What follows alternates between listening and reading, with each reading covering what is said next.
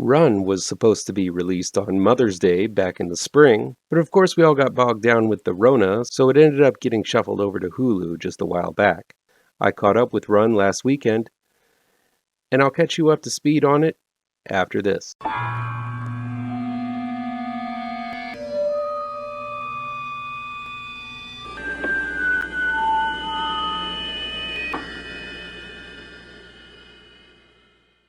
Welcome back to ML Miller Frights, a part of the Kings of Horror Network. I'm ML Miller. While you might be watching this video on the Kings of Horror Network, I urge you to click over to my ML Miller Frights page and give it a like, share with your buddies across the electronic superhighway, click subscribe to this channel, and don't forget to ring that bell for notifications. Run can be seen now streaming on Hulu. It was directed by Anish Chaganty and written by Anish Chaganty and Sev Ohanian. In the opening moments of Run, we see Diane Sherman, Sarah Paulson, having a difficult birth, and then a cut to her looking in on an extremely small and premature baby, asking, "Is she going to be okay?"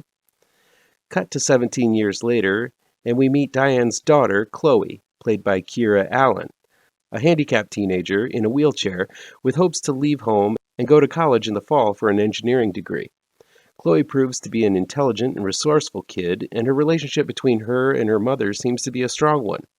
But when Chloe accidentally opens the wrong shopping bag, she sees a new prescription marked for Diane, and is later shocked to see those pills in her regular dosage before bedtime. This accidental discovery sets up a series of events that suggest that the treatment Diane is providing for her ailing daughter might not be on the up and up, prompting Chloe to question everything about the secluded lifestyle Diane has set up for her. Pretty much from the beginning, I had a feeling what kind of film this was, and I'm sure you do too. Without revealing too much, the listing of ailments at the beginning and the fact that this is categorized and advertised as a horror film, it's pretty apparent that the idyllic life Diane and Chloe seem to be leading isn't as dreamy as it seems. While the film mildly attempts to play with the notion that Chloe might be hallucinating and paranoid about all of this stuff that she is discovering about her mother, it's pretty apparent from the beginning that Diane isn't the perfect mom. Subtlety is not in this film's repertoire, and soon enough the curtain is pulled back to reveal the monster Diane is, as if anyone were doubting it from the opening moments, and Sarah Paulson's penchant for playing warped individuals. The main problem with Run is that Chloe is supposed to be one smart cookie. She's a genius-level student gearing up to go to college and beyond, but in order for the story to work, Chloe must be oblivious to the fact that her mother has been keeping her prisoner in her own home for as long as she can remember.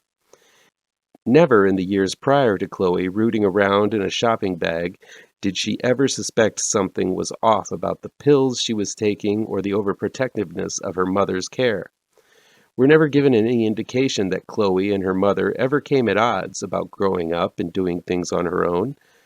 Everything is peachy all up until it suddenly isn't, and June Cleaver becomes Norma Bates with a coin flip. It would have been much more interesting to see the numerous times the mask of sanity did slip from Diane before Chloe discovers her predicament, or maybe some kind of scene where Chloe questions the amount of pills she takes, or just tries to go out on her own sometime. But not an eyelash was batted until one mistaken glance at a pillbox shatters the whole mirage. It just isn't believable and pokes a hole in the whole notion that Chloe is as smart as she is. The film sets up quite a few obstacles for the handicapped Chloe to overcome in order for her to escape her mom's clutches, which seems to tighten with every inch Chloe attempts to take to leave the home. Each hurdle Chloe is forced to take on becomes more ludicrous than the next, culminating in a truly over-the-top attempt to escape that defies reason. The film desperately wants so much to be more than the Lifetime midweek flick than it really is, with an elaborate escape with Chloe crawling across a rooftop and spitting water on a heated window. It looks even more ridiculous than it sounds, trust me. The tense musical score may indicate that this is the highest level of intrigue, but the action itself looks pretty ridiculous. Scenes are linked together by coincidence and happenstance, not through logical progression or character. Looking for an example? How about when Chloe randomly calls a number, actually gets through to some random guy, and then convinces him to look up something on the internet for her? Roll that dice once, and I guarantee you won't even get a working number, let alone anyone to answer the phone and stay on it. Pat Healy shows up, which is pretty cool. Healy is always fantastic, but is completely wasted here. I hope he got a decent paycheck for his few moments he has on camera. In the end, the film seems to serve only for Sarah Paulson to deliver another round of hysterics by the bucket load.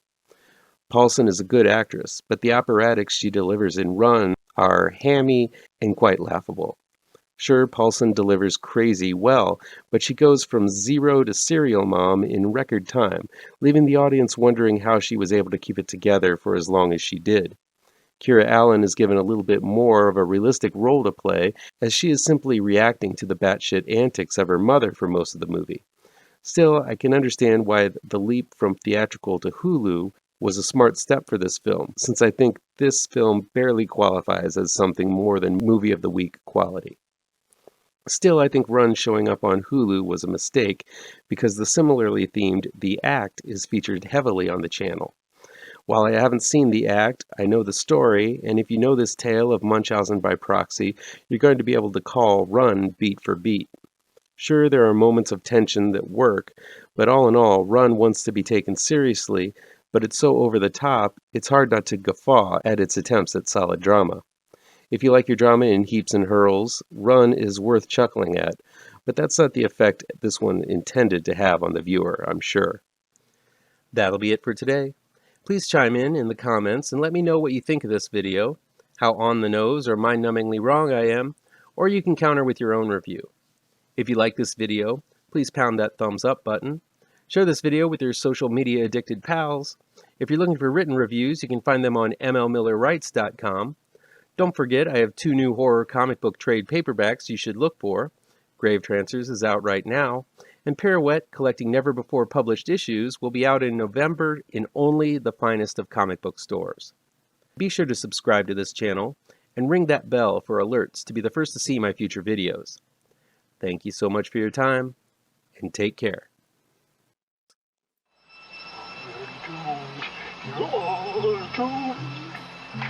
You're doomed to live the life you're meant to be, stuck inside